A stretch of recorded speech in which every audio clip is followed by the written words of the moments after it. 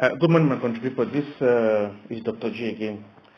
So, in the last couple of days, we have had this huge debate in the public space among Southern Cameroonian and Ambazonians about a comparison between the pre-talks taking place in Yaounde and what has wanted to be, what some have wanted to call the Swiss process. So I figured, let me make this audio just to put in some of my own thoughts about what is the major difference between these two processes. Now, for starters, what people have come to name the Swiss process carries so many characteristics that are in themselves extremely deceptive. I'm still to see evidence of the fact that the government of Switzerland has offered its services to be a facilitator of negotiations between ourselves and the Republic of Cameroon.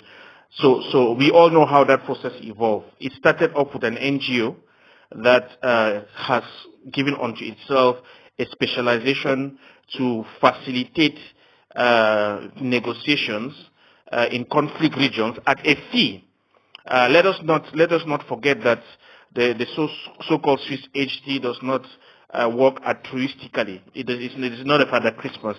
It's in business, and it does its activities to raise money as part of its mission that has been established. If you go and look at the history of its founder and look at the history of the conflicts in which they are facilitated, you would understand these are just basically business people disguised under the guise of a humanitarian endeavor. There's nothing humanitarian about Swiss HG. These are just HG. These are just people that have networks that they would tend to instrumentalize for a fee. And every time you say somebody is rendering a service for a fee, you do realize that you are dealing with a process that is not simple or straightforward, but that is guided and governed by the terms and conditions of the people who pay that fee. When the Alphabet TV brought the representative of Swiss HD and interviewed him, the guy had the guts to say that they received their funding from the government of Canada and from the government of Switzerland, that they had received funding from those two governments. What he did not say in a bid to deceive Ambazonians is the whole notion that that funding was not given specifically for dialogue facilitation between the Republic and ourselves. That's probably statutory funding. Every institution and entity has main funders. That fund is broad-based objectives. Now, when funding is given for a specific intervention by a specific party, in this case, which is the understanding he wanted us to gather, that the government of Canada had specifically given money for them to facilitate dialogue with Cameroon, all of us should have been asking the question, what is in the interest of the government of Canada to give money to a Swiss NGO to facilitate dialogue in a conflict in Cameroon? What is the need for them? And if the government of Canada is so passionate about facilitating dialogue with between the government of Cameroon and the warring parties, why don't just go direct? They have a diplomatic relationship with the government of Cameroon. Why not represent and go and engage directly? So, my people, I want us to get one thing very clear as far as this so-called Swiss process is concerned. There is no official endorsement of any known government to this process. We have had politicians come up and give a kind of a political statement that says this is a step in the right direction, but there is no government that has put its name and its reputation behind this process. For the simple fact that if any of these governments needed to put their name and their reputation behind this process, they would have direct access to the Cameroon government straight up. The government of Switzerland has direct access to the government of Cameroon. And if it had any reason to think that it needed to mediate between Ambazonians and the government of Cameroon, it doesn't have to go through Swiss HD. It would offer its services in an official diplomatic manner to say, I am here to facilitate your engagement if you so choose. That's how government to government relationship works. So when this whole process kick-started and they kept calling it the Swiss process and SG was running around like a headless chicken, at some point it was alleged that the government of Switzerland appointed a representative into looking into that specific conflict, which was one of the major steps that came as a result of people questioning the government of Switzerland to clarify its position as far as its involvement is concerned. That tells you that they did not initiate it. They stepped in to do damage control. And since that special envoy was appointed, we have not heard anything from that. Secondly, let us not all forget that the Vice President, Comrade Yerima, engaged the Swiss Senate about our case, submitted our case, a detailed presentation to lawmakers, which lawmakers, as an arm of the Swiss government, took the issue up with their government. Up to today, I'm telling you, none of them have come back with a concrete feedback to say that this is the position of the government of Switzerland. So let us first of all start by clearing completely this deception that there is a Swiss process, because it is not a Swiss process. It couldn't be a Swiss process any more than it could be an East African process. Or it could be a process associated to any place where HD has offices all around the world. So when you call it a Swiss process, you present a deception of the notion that the government of Switzerland is trying to facilitate an engagement between ourselves and the government of Cameroon, which is false, completely false. I challenge all these blockheads that are trying to shove this thing down our throats to provide evidence to the fact that the government of Switzerland in itself is involved in the process of facilitation and engagement between ourselves and the government of Cameroon. They are not going to provide it. So what in essence is the Swiss process? When this thing started, the first question that I asked myself when the thing came to my attention was, who is paying this? Who is funding this? And to whose interest is being safeguarded? And in all likelihood, the sponsors of this process were most likely the Presidency of La République du Cameroun in partnership with Swiss chocolate companies that have business interests in Cameroon, whose business interests were being affected, particularly in the southern zone, by the intensity of the conflict. And they wanted to bring pressure to bear on the Cameroon government to start a process of finding a solution so that their business interests would not suffer. That for me is the background of this so-called Swiss process. And you can see that in their engagement, they went ahead to disburse funds to identify key stakeholders and to try to buy them over into either a declaration of a ceasefire or to buy them over to get certain fighters out of the ground. And that is exactly what has happened. A lot of money has changed hands. In fact, one of our own stakeholders here in South Africa, I'm not going to call his name, approached me at the very early phase of this stage and wanted me to help facilitate an organization of one of those kind of meetings. You know, the kind of meetings that happen in the one that happened in the UK, in London, which was disguised in a cultural festivity, the one that happened in Ghana, where Akwanga went and represented, and which we now understand Kometa also eventually went, and a number of meetings. One of such meetings was supposed to be organized in South Africa. And this comrade specifically told me he was going to approach HD to provide some funding to help organize such a cultural meeting here in South Africa. This was long even before I became country coordinator of South Africa. This was long before, you know, in my days of working in this other political movement. So it is clear from the people who engaged with Switch HD at the time that they knew that there was money that had been made available, and that money was supposed to be able to, the principal objective of this, the initial funding, was to legitimize the participants in that process as a means of legitimizing the process.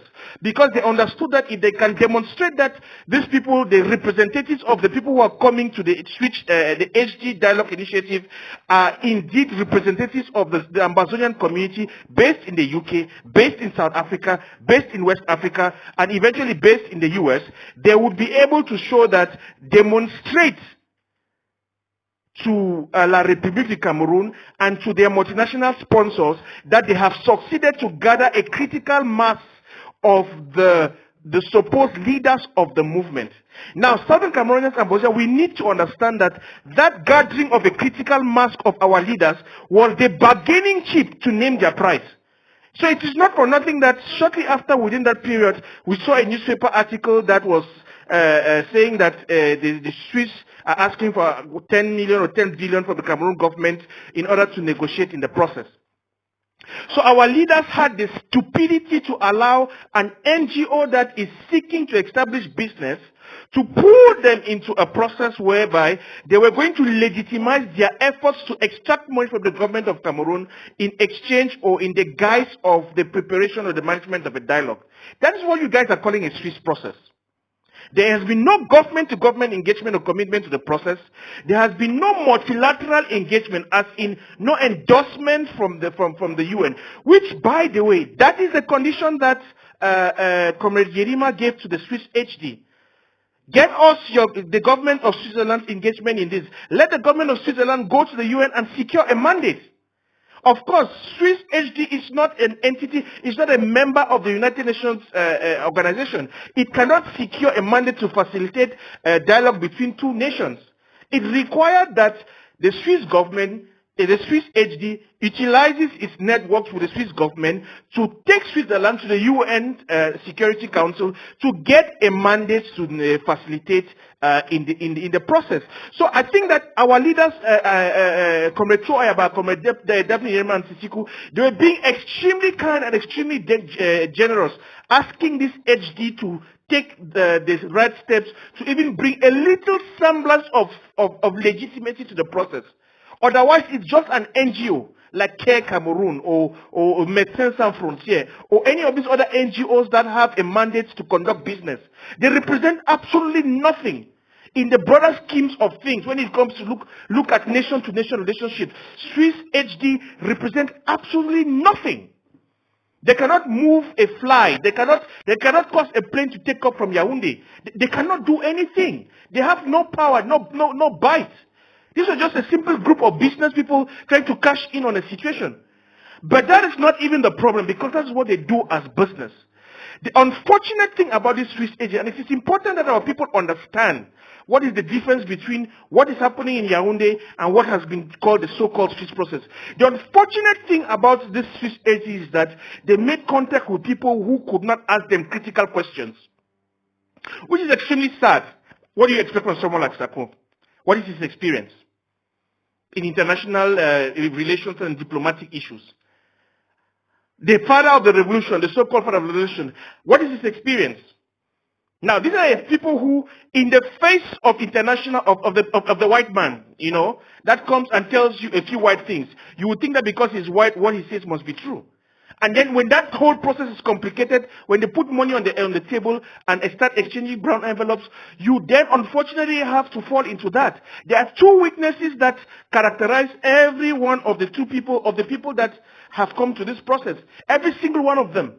They are blatantly ignorant as far as such process is concerned, and they're susceptible to finances. Name them: Bo Herbert,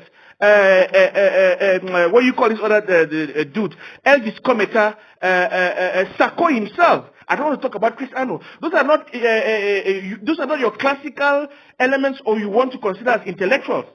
These are not people who can sit across the table with somebody who is presenting them something of international relations that has a slight bit of complexity, and they will have the ability to be able to assess it.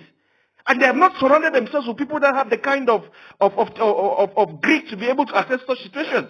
Look at the question that Professor Ayim went and asked Thibault Nagy in the face of a town hall meeting that Thibault Nagy was having. Now, Professor Ayim is supposed to be a professor, one of the people who are closest in the Sako inner circle. Where is the Amazonian intellectual capital input into this process? These are all a bunch of empty heads, boneheads, that cannot have the possibility to be able to engage in processes like this. And when you complicate the emptiness of their heads with the fact that they were given money, what else do you expect? So let us completely cancel this notion of what we are calling a Swiss process. There is nothing in it. There is nothing coming out of it. In addition to that, it is not only as empty as it sounds, it is posing and has posed a very serious, dangerous threat to this revolution. We know the amount of money that has been exchanged hands. We know the number of fighters that have been taken off the ground. We know the number of people have been bribed. Our leaders have been compromised. Those who like to talk about it has been compromised. How else do you describe compromise than the fact that there are some people who have now received money to act in a particular way? When you receive money, you lose your lucidity. You lose your rationality. And if you receive money at a time when, first of all, your stock of intellectual capital to engage with such complexities was not, first of all, high, you become a zombie. You become someone who will be like a marionette. You become someone that is manipulated to produce certain outcomes. And that is what these people who have gone to Switzerland are at the moment. They are a shadow of themselves. They did not represent much before now, but after they have gone there and taken money, they have to deliver on the money they have received. So this thing has been a distraction and continues to be a distraction. There is no government-to-government engagement. There is no government that has committed to this process. It is an empty shell, completely empty, and an insult to the 8 million of us Amazonians that we have leaders who are incapable to critically question anybody who approaches them to act as a facilitator. These guys got off the hook. AG was not asked serious questions. If they were asked serious questions, we're not going to be here. So let us make and get this as a very clear understanding. In nation-to-nation state diplomacy, the functioning of the diplomatic process is completely different. If this was a process that was engaged by the government of Switzerland, the outcome, the approach would be completely different. If any other government, no matter how small, had committed itself to be a facilitator, it would not bear where it is. I recently spoke to a senior diplomat who gave me credible information that the collection of African heads of states actually approached the government of Cameroon to facilitate the process. The government of Cameroon did not come. They said nothing about it. I know the head of state who drafted the letter and submitted it and how it got through to the government of Yaounde. But up to today, we have not heard anything about it. Now, these are ex-heads of state. We're not talking about some empty-foot, good-for-nothing white man that calls himself HD, that has money to throw around African politics. I'm talking about a combination of African heads of state that have the ear of their current government. They approach the government of Cameroon and says, let us facilitate this thing. The government of Cameroon shows them the middle finger. Go to hell. Who are you? You're not a current government. You are a former head of state. So what? What does that mean? And I'm telling you that those are now people who have the kind of character who can get involved in the process, put their credibility on the line, bring their governments to back their engagement, and then facilitate the process of dialogue. These are the kind and the caliber of people we are still trying to get. Not Swiss HD. What do they represent? Nothing. In the broader schemes of things, what can they say? If they talk, who is going to be the shiver at them? So I don't understand why we have a couple of leaders who are trying to force this thing down our throat. Swiss SG is an empty shell. There's nothing like a Swiss process. It's nothing. It's absolutely nothing. There's no nation state that has signed up to that. So it's an empty shell. It represents nothing. And all the leaders who are engaged in this, I mean, Bo Herbert has a long, illustrious career as a journalist. He has hung around diplomats for a very long time. He should know better than that. But no, this is an ego trip for him. It's about him having a seat at the table. It's not about engaging the process critically. There is nothing that can come out of this process without nation states subscribing to it. And the question you must ask yourself is, what do Swiss HD represent to get any nation state to subscribe to this? They cannot bring the government of Cameroon to the table. The government of Cameroon has not committed to this process completely. The government of Cameroon was using this process as a means to channel money to bribe the leaders and buy them. And they have succeeded. They have succeeded. That was the purpose of the process. Create a channel through which they can legitimately pass money through to these people within the movement and buy off certain participants of the struggle. And we have seen that is what has happened. When this thing started, we started sounding the alarm a long time ago that this thing is not credible. It does not bear the marks of anything that can bring about anything useful. We sounded the alarm. Today we're hearing stories of money that has been exchanged hands in ridiculous sums. When someone like Akonga collects the kind of money he has collected, £15,000 here, $13,000 there, and all the other people who have collected money and stayed quiet, does anyone still expect that they are going to be objective in their engagement? What was the quid pro quo for the money they collected? When anybody collects $30,000 and gives you, what does he ask you to give him back in return? That's why Akonga will end up acting like a zombie. He wakes up in the middle of nowhere and goes and declares a ceasefire. The collectivization of decision making has completely disappeared. These people are running around like headless chickens. They represent absolutely nothing. Sako and money, we know his history. This is not someone that has earned the right to be able to spend the money that he worked for. I'm telling you, as a hard-working Southern Cameroonian, and all the hard-working Southern Cameroonians that in the U.S., there are very few, less than 5% of our people who are going to go and spend $9,000 in a hotel. Life is hard in America. People don't spend money like that, especially money that they earn. It doesn't work that way. When you see somebody spending $9,000 in a hotel, $6,000 in a shop, hundreds of dollars in a lobster store, it tells you that this is someone that has never learned the art of working hard for his own money. Because if you bust your ass and put in a 9 to 5 or 2, 3 jobs to earn money at the end of the year, in America as hard as it is, you will not leave your house in the same country and go and spend $9,000 in a hotel. It tells you the kind of person that the Sako is. I've said before that this guy, attempting to be a president of Amazonia, he's ridiculing all of us, all 8 million of us. He's a disgrace. He should respect himself and find his level. I've said I have more respect for someone who goes and takes 2, 3 jobs and is earning an honest living and contributes to the revolution. If such a person aspires to be any kind of leader in this revolution, I would support him because they represent a value that says hard work should be recompensed. Not an individual goes and dresses himself in expensive suits and comes on TV shows to want to be president. President of who? President of what? What does he represent? Can he speak on behalf of Amazonians? What is his credentials? What is he bringing to the table? What is he putting on the table? Apart from being a channel through which our people can be bribed and to receive money and spend it, he doesn't know how to earn. From today till tomorrow, I would constantly tell Sako, if he wants to earn respect in that position of president, go get a job. Show us your pay slip that says you're earning $800 a month, and then I will respect you and give you my support as president. Don't come and sit there and you have never... When is the last job work that this guy worked? In what company? In his whole life. Where has he worked and earned money to a point where he has known how to take care of his bills? We should stop settling for such cheap, credential-less individuals to represent a whole 8 million of us, super intellectuals and super hardworking business people, super hardworking artists, super hardworking citizens, super hardworking people who today are fighting for liberation. We're going to get a quack, a former failed pastor with no credentials and a fake PhD to come and be calling himself president and representing us. Seriously? I don't blame him. I blame all the blockheads that surround him. Because if they can submit themselves to such stupidity, it tells you that they are doubly stupid, more foolish than the president they're trying to follow. So my people, there is nothing in this thing called a Swiss process. There's no Swiss process. Because Swiss behind that process is a misrepresentation. The government of Switzerland has not committed to facilitate our negotiation with the government of Cameroon. If so, then they have not come out to say that. Now, the difference between that so-called Swiss process and what is happening in Yaounde is that Yaounde is an opening where the government of Cameroon has openly approached us, not through backdoor channels. The difference between approaching us openly is the fact that they do not have the means of bribing the people that they are engaging with because they have come through the front door. They have come to the entrance of the prison of Kondengi and taken the leaders out in the view of the whole world and have taken to go and have a conversation with them. They cannot give them brown envelopes before they bring them back to Kondengi. So our people should realize that the leaders who are engaging in open, transparent engagement with the government of Cameroon, they have more credibility.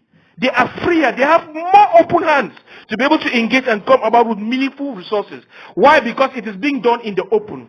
It's not being done in the back door room hotel of some brothel in Ghana. It's not being done in the Alps of Switzerland where there is a woman that is preparing ndole and giving them up food and down food and we don't know what else. It's done openly and transparently. Openly and transparently means that all of us, those who are for and those who are against, are supervising the process. It is the most credible engagement that has taken place in this revolution in the last 4 years. Anybody who has a contrary view should challenge me to that and explain to me how.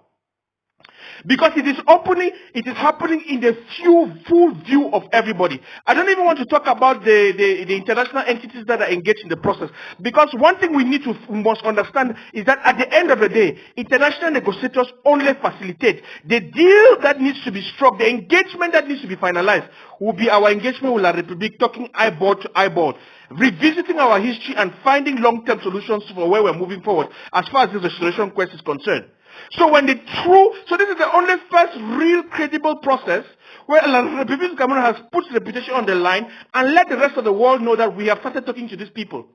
Now, we can have all kinds of conspiracy theories about the fact that they are using it to delay, to be able to buy time, to be able to let the Security Council decision pass, and all of those very credible, meaningful assessment of the situations. That's granted. But the fact of the matter remains that this is the only process the government of Cameroon has committed itself to openly. Every other thing that has happened before now is backdoor negotiations, exchange of brown envelopes, attempts to bribe the fighters, and to kill the restoration quest. They have taken the boldness to come through the front door and engage in an open process that is semi-transparent, to the extent to which we know that the process is going on and that they are engaging.